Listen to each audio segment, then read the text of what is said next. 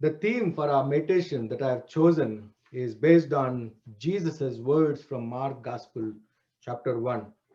I may proclaim the message. I may proclaim the message. Jesus Christ, we see the way he is presented in this Mark Gospel. The word immediately, we see immediately, the word time and again is used for everything. Immediately he went into the wilderness. Immediately he goes into the boat. Immediately he goes into prayer. So this is the catchy word, the aspiration of St. Mark, the zeal of St. Mark gospel writer is such that in a hurried way he wants to proclaim about Jesus and the intensity of Jesus's mission, the intensive power wherewith which Jesus is moving forward. No stopping, no withdrawing. Immediately he was doing this. Immediately, వెంటనే mark సువార్తికుడు ప్రత్యేకంగా ఈ యొక్క పదాన్ని పదే పదే వాడుతున్నాడు. వెంటనే ఆయన సముద్రంలో అద్దరికి వెళ్ళను, వెంటనే ఆయన ఇక్కడికి వెళ్ళను, వెంటనే, immediately. That shows that how we need to be as a follower of Jesus Christ, as a believer of Jesus Christ, how we need to engage ourselves in the mission of God. We see that in this first chapter itself, there is no birth narrative, there is no genealogy, there is no history about Jesus Christ. This is the beginning of the gospel of Jesus Christ. This is the beginning. This is the beginning. Here, gospel writer is presenting so many things in this first chapter itself. We have seen that, John the Baptist was preparing the way, and then Jesus Christ was calling his disciples, and then he was being tempted, and further he was driving away evil spirits. So many people were possessed. Last week we meditated on the person who is demon possessed sitting in the synagogue. Jesus Christ was speaking to those evil spirits and saying, leave this person, go away from here. And in the today's passage, what we have seen in Mark Gospel chapter 1 verses 29 to 39, there are 2 to 3 incidents recorded. One is that Jesus Christ is going to Peter's house. Peter's mother-in-law was sick with fever. In those days, before the coming of penicillin, there was no guarantee that a person will survive with fever. After coming of penicillin only, we are so blessed that we are able to recover from fevers. జ్వరం వచ్చిందంటే ఇంకా మరణము వస్తుందని వాళ్ళు సిద్ధపడేటటువంటి వారు. That was the dangerous situation. And Jesus Christ is going into that home, Peter's mother-in-law. We don't have any record or details about Peter's family, but only Peter's mother-in-law was there at home. And she is sick. Jesus is going there and he is giving her relief. And immediately she started to serve Jesus Christ. When we go to Jesus Christ, when Jesus comes into our life, though weak we are, but he is going to empower us. Recovering from fever, we need a lot of relief. We get dehydrated. We feel so weak. We feel so tired. Sometimes I do hear from my younger daughter, to sit for prayer, she'll say, I'm tired. And after the prayer, if you ask her to sleep, she won't. She will play like anything. So that is the nature even of the elders also. The prayer means, the worship means we'll be so tired to sit in a good posture. Prayer means we can't sit in attention. Worship means we get yawning. Worship means immediately we feel like, oh, let me go around the world, think about so many things. I know some of you are sitting in front of the camera and thinking about so many things. After this, what I should do, where I should go. If this pandemic was not there, I would have done so many things. Unpending things, unfulfilled desires will come to our minds. They just go around in our eyes like anything. And Jesus Christ is going to such weak people. Jesus' mission is not to find the weak people and go there, but wherever he goes, if there is weakness, he is helping them to overcome. He's not going in search of the problem affected people, but wherever he goes, there was a problem, and then he heals that. That means, as Jesus's disciples, as Jesus's children, we don't have to look into the problems around and go there. But wherever you go, if there is a problem, you solve it. If somebody is affected with demon spirits, you need to give them the strong assurance from the word of God. If God has bestowed upon you that spiritual gift to drive away that evil spirit, you do your authority there. You exercise your spiritual authority there. If somebody is so weak in heart, with your presence, pray with them and empower them in the power of God. It is a mission to drive away evil spirits, the dark forces, the demonic forces. It need not be some supernatural being which comes and stand in our presence and say, okay, this is demon, let me drive this away. దయ్యం అంటే ఏదో చింత చెట్ల మీదనే ఉండేది కాదు. దయ్యం అంటే మనలోనే ఉంటుంది, అది రాక్షసత్వం అంటారు. Last week also I was telling about this. నా కోపం వస్తే నేను మంచోన్నే కాదు, ఇంకా కొందరు ఏమంటే నేను మనిషినే కాదంటారు.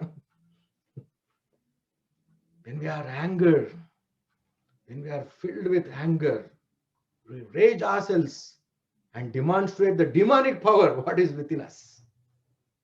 Sometimes we act very mad. We'll go wild when something is not going in accordance with our thinking, with our intentions. The demon sometimes is within us. The dark forces are within us. We are the victims of so many dark forces around us. For some, it may be social media, may be a demonic power within you. For some time, your phone may drive you away from the presence of God. Sometimes your wealth may try to drive you away from the presence of God. Sometimes your job may deviate you from the fellowship of God. There are so many demonic forces with which we are affected in our day-to-day routine.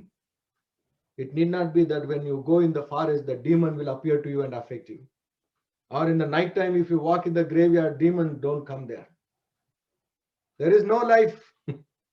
There is no life at all. The demons will use only the people who have life. The demons will use us. Yesterday, we were having a conversation about the dead person's bodies. Can a dead person's body communicate coronavirus? And we are trying to reason out whether that is right or wrong, I don't know scientifically. Coronavirus is using only the people who have breath. It is communicating through our breath. It is communicating through our spit. It is communicating through our conversation. That is the reason we are asked to cover the mouths. Nose and mouth. Cover it. These are the days in which we live. We need to identify what is the demonic force which is controlling me. In whose control I am. Are you under the authority of Jesus? To what extent are you under the authority of Jesus Christ? Here, Jesus Christ is not only just doing the miraculous signs, performing miracles, but he says, I may go and preach. He is helping the woman who is affected with fever. And immediately she got cured and she was able to take up her routine. She was able to be a good host for Jesus Christ. We see that she was helping them. She was helping them. She was ministering the guests. Along with Jesus, there were other disciples who have come along with Jesus Christ. She immediately started to minister them. She took up the deaconess job to serve. When we are relieved from the powers of the world, when we are relieved from the dark forces, the immediate sign is you will start to serve Jesus Christ. The moment you are delivered from your weakness, the immediate demonstrating power is that you will engage in yourselves to serve Jesus Christ, to minister Jesus Christ. If you are not able to do, means something is holding you Some demonic power is making you weak. Some demonic force is trying to deviate you from the participation in the kingdom of God. The second thing, what we see that Jesus' day-to-day routine. It is very fascinating to know about the routine of Jesus Christ. Where was Jesus during his childhood time? What was he doing? How he grew up? Which school he goes? And what was the house he lived in? How many bedrooms were there? What kind of bathroom Jesus had? These questions are coming to us. We'll try to compare. Am I living like Jesus?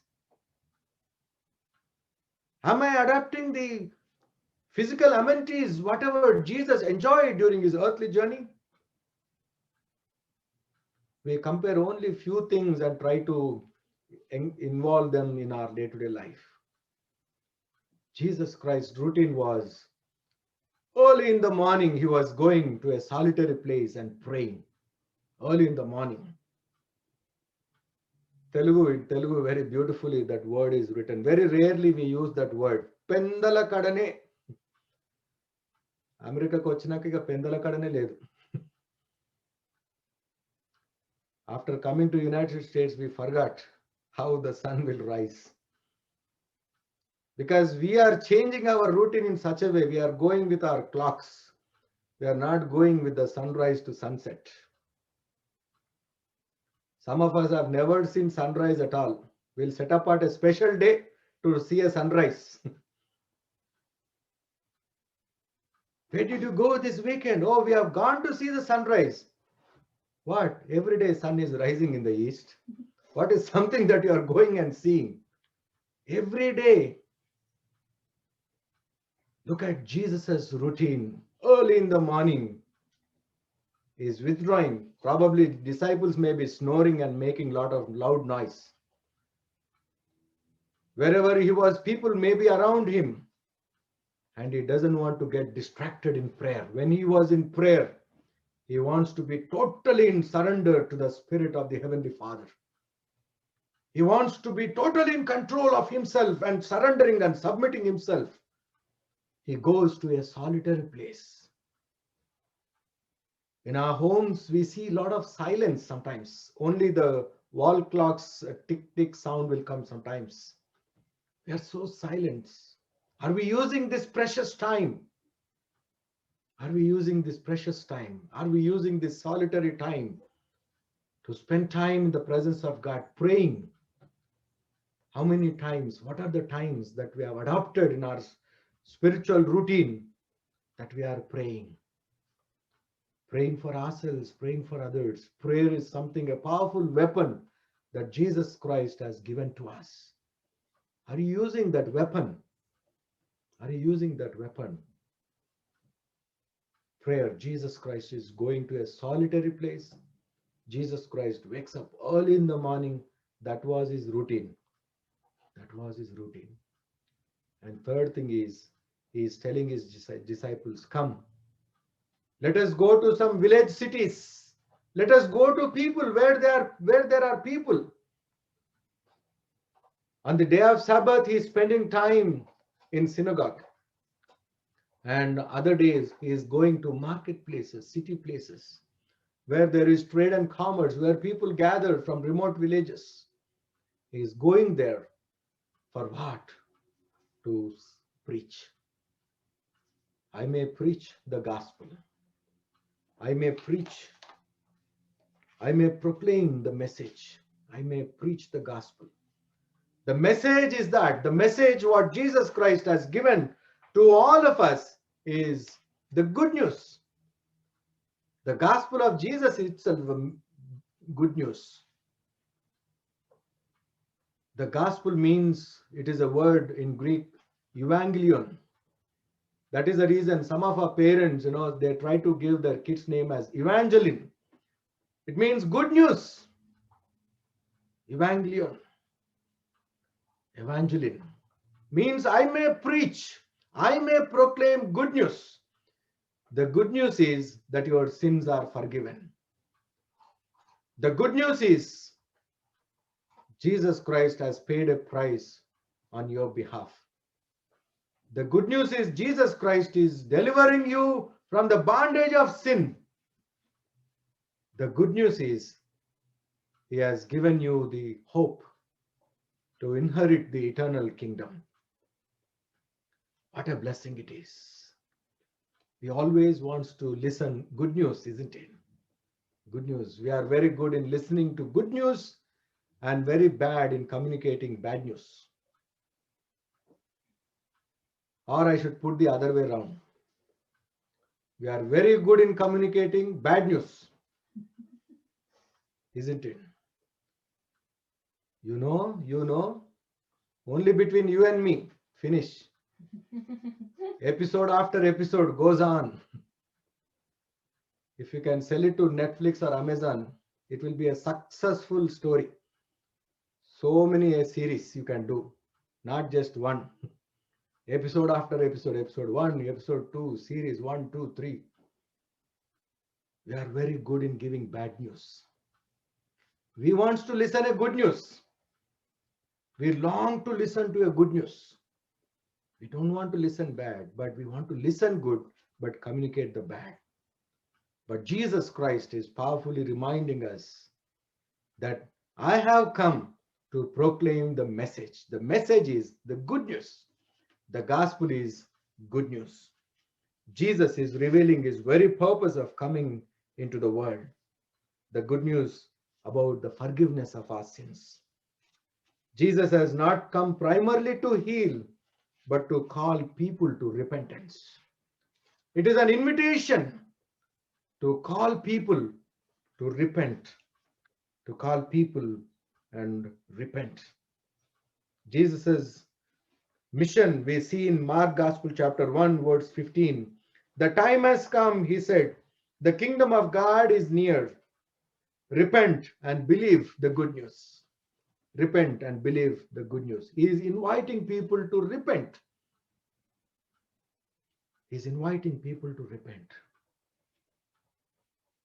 Have you ever thought of that, Lord, there are certain things I need to confess in your presence.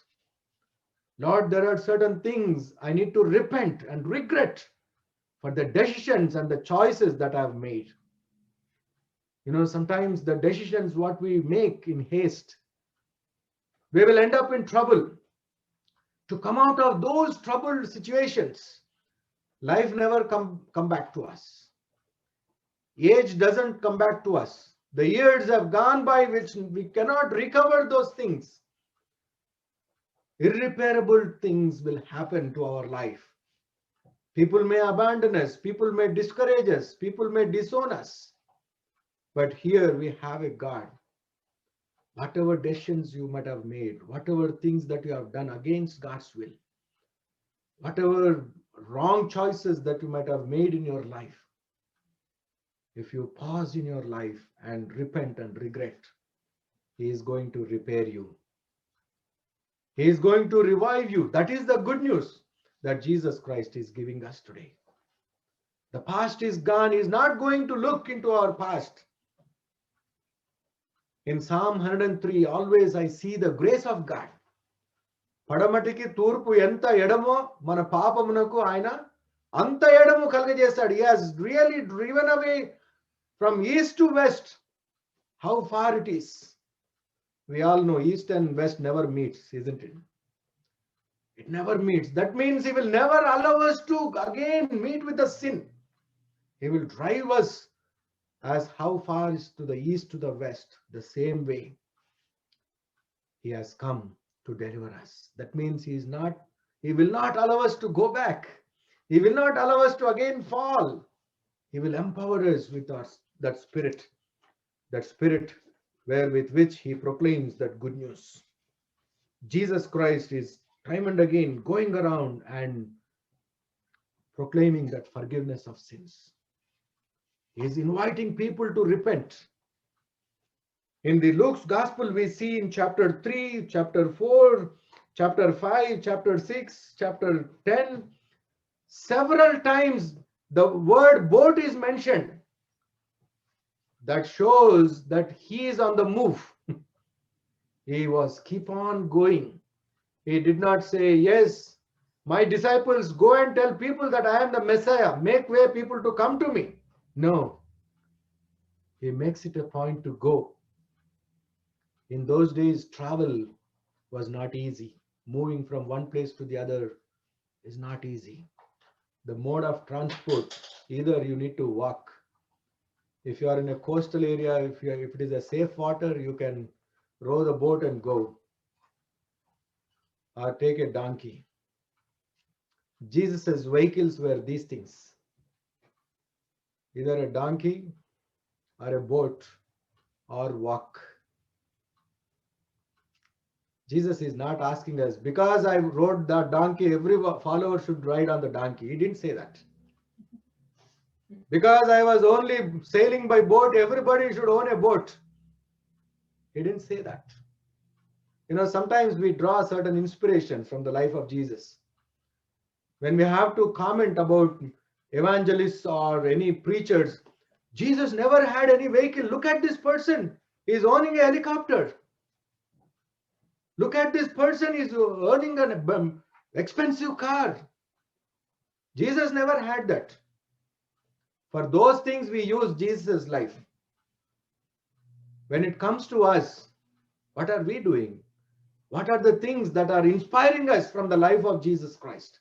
What is our inspiration from Jesus' mission? He was always on the move. He made Capernaum as his second home. He was going around those places. He was preaching, and he's giving an opportunity to people to come back to life. Come back to life. Seek forgiveness. He's inviting the people with his good news. He never withdrawn from preaching the good news. Whenever there is an opportunity, he was testifying Heavenly Father. Whenever there is an opportunity, he was proclaiming the good news. It is not just healing that he was doing, but he was preaching. You know, sometimes we seek God in our faith only to receive healing. We confine Jesus to a person where he is only supposed to do healing for me. We'll confine Jesus only to receive blessings. దేవుడు ఉన్నదే నన్నే ఆశీర్వదించాలి, మళ్ళా వేరే వాళ్ళని వద్దు. నన్ను దీవించు, నా కుటుంబాన్ని దీవించు. ఇదే. Always we are prioritizing and confining Jesus as a magician, as a miracle worker. But we are not seeing Jesus in a wider way. Take out those scales which are on your eyes. Look Jesus in a wider way, how he has performed. He was always on the move, the boat. He was always taking disciples along with him. Even where people were coming and falling on him, he takes the boat and sits in the boat. And from there he was preaching. Boat was his pulpit. The boat was his pulpit. I always wonder, whenever I go to beach in California, I always wonder how hard it is to talk here. To call our own family members who are away from us, they can't really listen with the wind. We need to be very loud. Imagine how Jesus might have communicated the gospel. Sitting in the boat, traveling in the boat and talking to his disciples. They were not steamboats or Titanic sort of boats. A very small one. Very small one. Jesus was not on the cruise, for our information. He has chosen a rowing boat, small boat. And he was going from place to place, going all the time, going around. Numerous times we see these references. It is a powerful reminder that he engaged himself in going around those Galilean coast areas, those city villages. He was going to people. He was going around. He made every opportunity from Monday to Saturday to go and preach, to go and preach. 6 days from Monday to Saturday. How many times are we taking Jesus' name? During the week, are we witnessing about Jesus? Are we engaging others in the conversation about Jesus Christ? How to communicate gospel during these pandemic times is a challenging thing for us. We are unable to go around and socialize people over coffee or tea or dinner or lunch. We don't have time. Earlier, with before pandemic, we had a lot of time to socialize, to witness and communicate. But now, sitting at home, we are so occupied. A year is gone almost in pandemic. What did we achieve? To spell it out, nothing. The memory is so fresh about pandemic beginning, and still it is continuing, almost a year. Our lives are affected and afflicted in many ways. But in the midst of all these things, how did we use this technology to communicate gospel? How did we engage our co-workers with the message of Jesus Christ? Do you talk about what was your weekend? Oh, we went to a restaurant.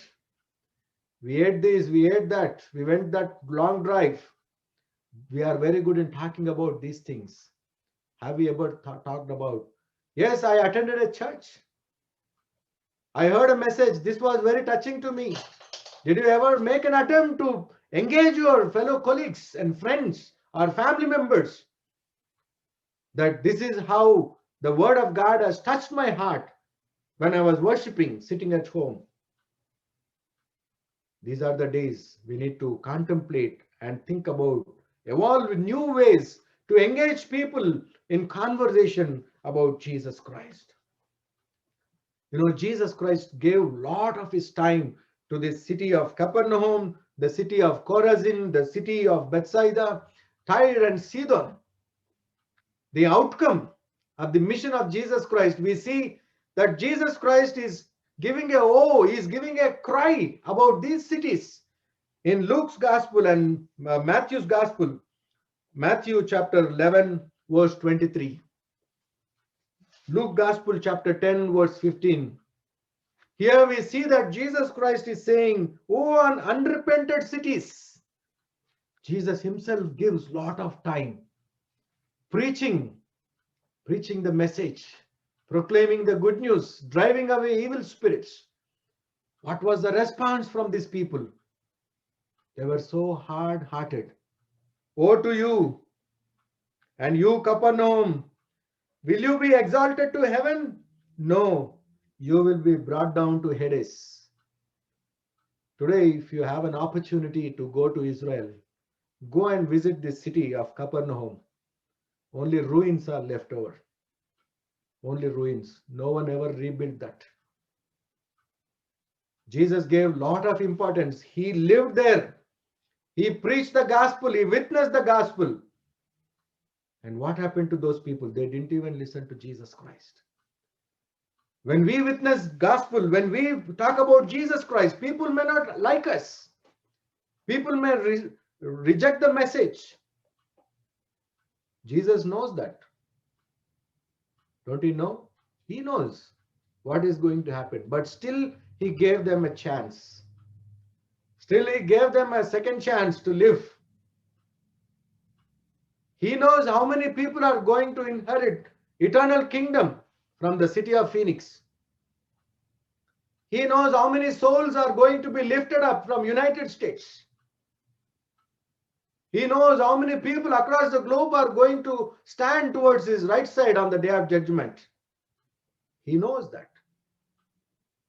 We don't know the number, but still he knows. Even if it is a small thing, he is making an attempt. Capernaum rejected him. He says, if this gospel and if these things were performed in Sodom and Gomorrah, those people might have really repented. But you people never came back to repentance. Are you hard-hearted? Oh, cities of Phoenix. Oh, cities of United States. Jesus may say on the day of judgment, "Woe to you people. Woe to you people."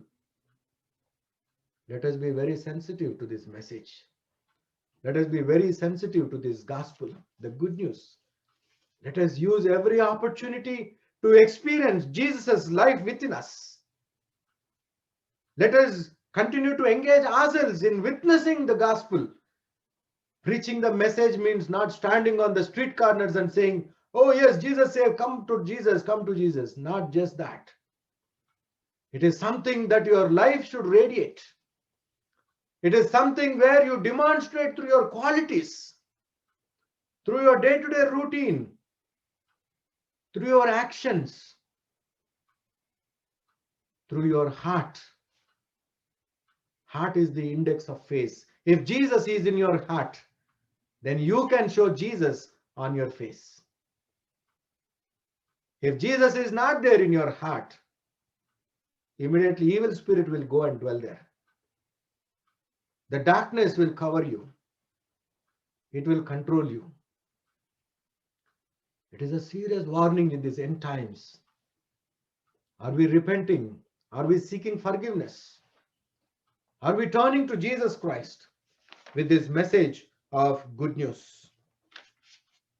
St. Paul, in his life journey also, he makes a commitment. In his first letter, what we read today, 1 Corinthians chapter 9, verses 16 to 23. కొరింథీయులకు రాసిన పత్రిక 9వ అధ్యాయం 16 నుంచి 23 వరకు. Here we see that St. Paul is saying, "Woe to me if I do not preach gospel. Woe to me if I do not preach gospel. Voluntarily if I do, that means spontaneously if I do, I know there is a reward. Even if I am not doing voluntarily, I am doing my day-to-day routine."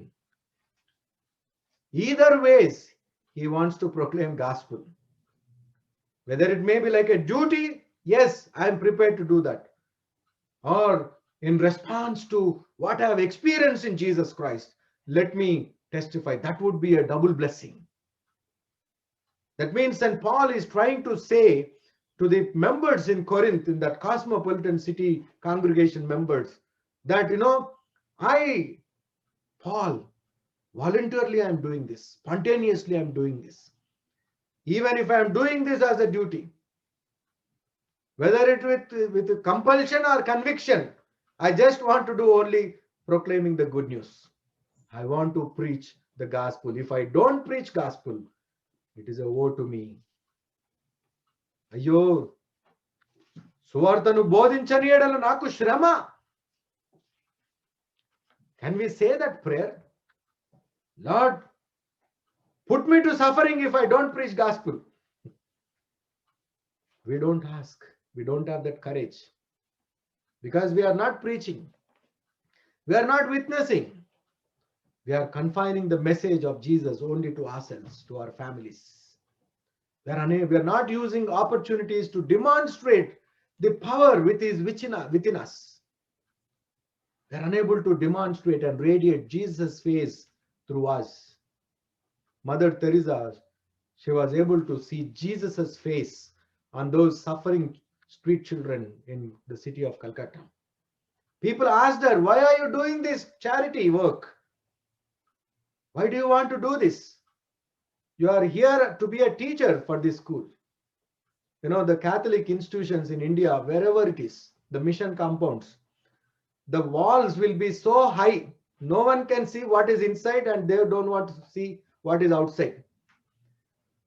That is how the missionaries, Catholic missions have already done that. If you look at the Protestant mission societies, they don't even have compound walls. No compound walls. Everything is so transparent. You can experiment this. Explore the mission compounds of Catholic institutions and see Protestant institutions. That means the Catholics they are forced to confine themselves. Bible was confined only to the clergy. Scripture was only confined to only few people. Mission was confined only to few people. Mother Teresa comes from that heritage, but she transcends the barriers. Though the church has disciplined and created her in such a way, molded her in such a way, not to go out of the compound walls, but she was going around the streets. She saw all the gutter children. They were called gutter children. People asked her, "Why are you doing this charity?" The response, what she gives is, "I see Jesus's face on these innocent children." Yes, little children. To such belongs the kingdom of God. Are we seeing Jesus's face on the suffering people's faces? When we are in suffering, people were able to see Jesus' face. Jesus helped us in many ways. People helped us in many ways. Here, St. Paul is saying, "Woe to me if I do not preach gospel." Woe to me. అయ్యో నాకు శ్రమ. నేను సువార్తను బోధించని ఎడల నాకు శ్రమ. He is reminding people, whether it is voluntarily, whether it is compulsion, you do. I want to do this. By this, I want to make myself as a slave to everyone so that I may win many souls. That was the mission of St. Paul. He wants to proclaim gospel by any means. And in verse 23, chapter 9, 1 Corinthians chapter 9, verse 23, he says, "I do all this for the sake of the gospel." నేను సువార్త నిమిత్తమే ఇవి చేస్తూ ఉన్నాను. For the sake of gospel, that I may share in its blessings. He knows the blessedness when you testify to Jesus, when you save one soul. It is a great blessing. In the name of Jesus, if you do a small charity work, your reward is for sure. Even if you give 1 cup of cold water, your reward is so blessed. In the East Coast, no one wants water. Already everywhere it is cold, isn't it? But in Phoenix, we know what it means to offer a bottle of cold water. In Phoenix, we know the reality, the thirst, how a person can get dehydrated. Summer is going to come. Use this opportunity. In the name of Jesus, go distribute something. If you are unable to give something extraordinary, give at least 1 Costco water bottle. In the name of Jesus, do that and see the blessings. Any small thing that we do for the kingdom's sake, any small thing that you do in the name of Jesus, your reward is for sure. Your reward is for sure. We want rewards. When do you get rewards at the store? When you make more purchase. It's not just having a card is not sufficient, isn't it? We have cards, isn't it? For Costco, we have a card. For Safeway, we have a card. For Starbucks, we have a card. For Dunkin' Donuts, everywhere there is a card. Everywhere we are enrolled. But when do you see the rewards? When you earn them. Likewise, in the kingdom of God, to receive the reward from God, no doubt you are enrolled. No doubt you are called a believer of Jesus. How many reward points do you have? How many rewards are you making? That means you should do some transactions in the kingdom of God. You should do some transactions. Then only your reward points will go high. What are those transactions? Are you doing any transactions to earn points? Dear brothers and sisters in Christ, look at St. Paul. Look at Jesus Christ. Look at the disciples. They left their families, they left their routine, and they were following Jesus Christ. Lord God is giving us a great promise. When we do God's work, you will not grow weary. You will not be tired. We see that great promise and hope in Isaiah chapter 40. యెషయా గ్రంథం 40వ అధ్యాయం 29 నుంచి 31 వరకు. Isaiah chapter 40 verse 29 onwards I will read. He gives strength to the weary and increases the power of the weak. Even youth grow tired and weary, and young men stumble and fall. But those who hope in the Lord will renew their strength. They will soar on wings like eagles. They will run and not grow weary. They will walk and not be faint. This is the promise for those who hope in the Lord. That means no more withdrawing, no more tiredness. It is always on the move, always being in the boat with Jesus, always preaching, using every opportunity like a slave. St. Paul adapted this methodology. You can evolve your own methodology. The Bible never says that, okay, morning 6 o'clock, pray. 7 o'clock, go and preach. 8 o'clock, kneel down and pray. He didn't say that. He has given us such a freedom. He has given us such a liberty. He has given us such a freedom where you can make your own choice. Evolve your own creative ways to preach gospel. Evolve your own ways and adopt certain timings to pray. Evolve yourself. It is in your hand. Jesus is not the headmaster or the school principal to stand there with a stick and say, hey, come on, children, do this now. Hey, do that. He's given us such a freedom. When you are following Jesus Christ, when you have that hope in Jesus Christ, He will not allow you to get tired. He will not allow you to stumble and fall. There is every possibility to fall and stumble. The youth, even youths grow tired and weary.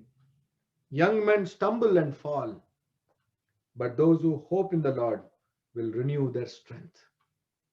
Will renew their strength. When you commit your life, when you follow Jesus, when you engage as yourselves for the kingdom works, you are going to receive the blessings. You are going to receive favor from God. And also your strength is renewed like eagles. Your strength is renewed like eagles. You will never grow old. That is what the promise is. My dear brothers and sisters in Jesus, Jesus Christ's mission, Jesus Christ's ministry should be a powerful reminder for us in our day-to-day routine that we are not just here to do some things. We are not just here to do certain things for ourselves, but we are chosen for a purpose. There is a promise. There is a purpose that with which He has chosen us, anointed us with His Spirit, so that we may testify to Him. We may drive away the dark forces which are around us. We may invite people, those who are perishing, so that they would be saved, and there's a greater joy in the Heavenly Father's house. Let us ask God to give us that strength and courage. Let us ask God to give us that heart and that burden to engage ourselves in passing on this message, sharing this message, demonstrating this message. May God bless us all. Amen.